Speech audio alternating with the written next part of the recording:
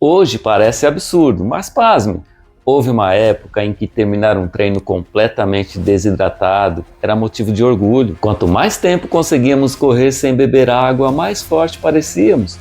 E entre os corredores existiam comentários como: hoje fiz 30 quilômetros sem tomar um gole d'água. E isso não era considerado um erro.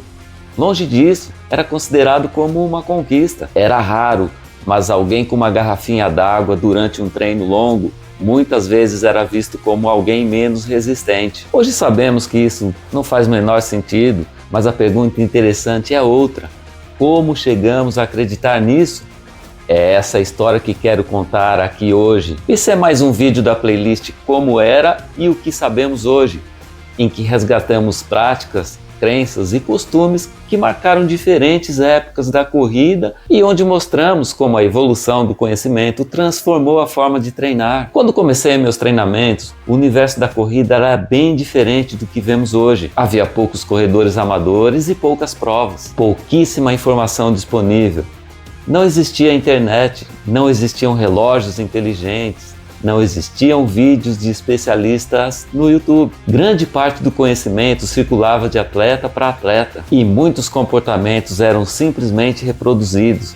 Se os atletas de elite faziam assim, os amadores também faziam. Nem sempre porque havia evidências, mas porque parecia fazer sentido. Naquela época existia uma ideia muito forte: o bom corredor era aquele que suportava mais sofrimento. Quanto mais difícil, melhor. Essa era quase uma competição paralela.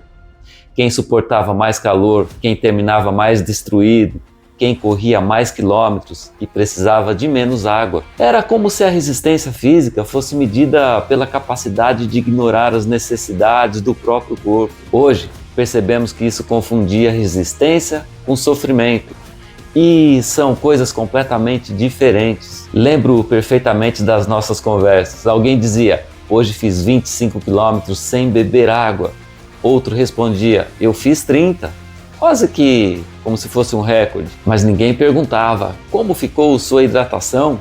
Aliás, praticamente nem existia conversa sobre hidratação. A preocupação era terminar o treino e o resto parecia fazer parte do pacote. Mas eu me lembro muito bem dos efeitos disso. Depois daqueles longos, nas manhãs sem beber água, passava boa parte da tarde com uma sede enorme. Era o corpo passando horas tentando restabelecer seu equilíbrio, recuperando aquilo que tinha perdido durante um treino. Na época, a gente não fazia essa relação com a hidratação. Ninguém interpretava aquilo como um sinal de que havíamos exagerado na desidratação. Era apenas considerado normal. O problema não estava só na prática de correr sem beber água, mas no comportamento tão normal que ninguém questionava as consequências. E essa talvez seja a parte mais interessante. Hoje é fácil olhar para trás e pensar como eles faziam isso, mas precisamos entender o contexto. A ciência do exercício ainda estava evoluindo. Muitos mecanismos da hidratação ainda eram pouco compreendidos. Os estudos existiam, mas demoravam anos para chegar ao treinamento do dia a dia. Além disso, havia uma forte influência da cultura militar na cultura esportiva da época. Suportar desconforto era visto como um sinal de força mental. O problema é que uma ideia verdadeira acabou sendo exagerada. Sim, o atleta precisa desenvolver resistência mental, mas resistência mental nunca significou ignorar necessidades fisiológicas do organismo em exercício. Com o passar dos anos, os estudos começaram a mostrar algo importante. Durante o exercício, perdemos muito mais do que água. Perdemos líquidos, perdemos eletrólitos. A temperatura corporal aumenta, o volume plasmático diminui. O coração precisa trabalhar mais para manter o mesmo esforço. E, dependendo da intensidade, tudo isso começa a afetar diretamente o desempenho. Além disso, ficou claro que uma desidratação importante aumenta o risco de vários problemas fisiológicos, principalmente em ambientes quentes. Ou seja, não era apenas questão de conforto, era também questão de desempenho e segurança. Outro marco importante aconteceu com a popularização das bebidas esportivas. A primeira bebida isotônica surgiu nos Estados Unidos na década de 60, mas demorou muitos anos para chegar de forma consistente ao Brasil. No final dos anos 80, ela começou a aparecer com mais frequência. Nos anos 90, ainda era praticamente restrita aos atletas de maior rendimento por aqui.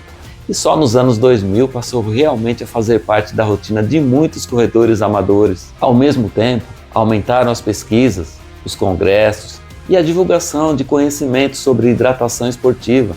O cenário começou a mudar rapidamente. Aqui existe outro extremo. Hoje sabemos muito mais, mas também sabemos que não existe uma regra única. A necessidade de hidratação na corrida depende de vários fatores, da duração do treino, da intensidade, da temperatura ambiente, da umidade relativa do ar, quantidade de suor produzida por cada pessoa, do nível de adaptação ao calor. Por isso, não existe uma quantidade universal que sirva para todos os corredores. A hidratação também precisa ser individualizada. Mas veja bem, algumas ideias daquela época continuam verdadeiras. O corredor realmente precisa desenvolver tolerância ao desconforto. Nem todo treino será confortável. Nem toda sede significa perigo imediato. Nem toda sensação desagradável exige interromper o treino. A diferença é que hoje sabemos separar desconforto fisiológico esperado de sinais importantes que o corpo está enviando. Essa talvez seja a maior mudança. Hoje entendemos que resistência não é lutar contra o corpo, é aprender a trabalhar junto com ele. Quando olhamos para trás, pode parecer estranho imaginar corredores comemorando um treino inteiro sem beber água, mas é importante lembrar de uma coisa. Nós não treinávamos assim porque éramos irresponsáveis. Treinávamos assim porque aquele era o conhecimento disponível naquele momento. A ciência evoluiu, o treinamento evoluiu e nós também evoluímos com ela. Essa talvez seja a maior lição dessa série. Na corrida, como em tantas outras áreas da vida, aprender faz parte do treinamento, porque o verdadeiro corredor não é aquele que permanece preso ao passado, é aquele que continua evoluindo. Talvez daqui a 20 anos, algumas das certezas que temos hoje também sejam revistas. E isso não significa que estamos errando, significa que a ciência continua evoluindo. O importante não é defender tradições, mas continuar aprendendo. Se você gosta de conhecer como a corrida evoluiu ao longo das últimas décadas, já deixa aqui o seu gostei e se inscreve no canal. E me conta aqui nos comentários. Você viveu essa época ou conhece alguém que treinou assim? Num dos próximos vídeos da série Como Era e o que Sabemos Hoje, vamos falar de outro hábito muito comum entre os corredores e atletas, que hoje parece ainda mais estranho: correr usando saco plástico para emagrecer mais rápido.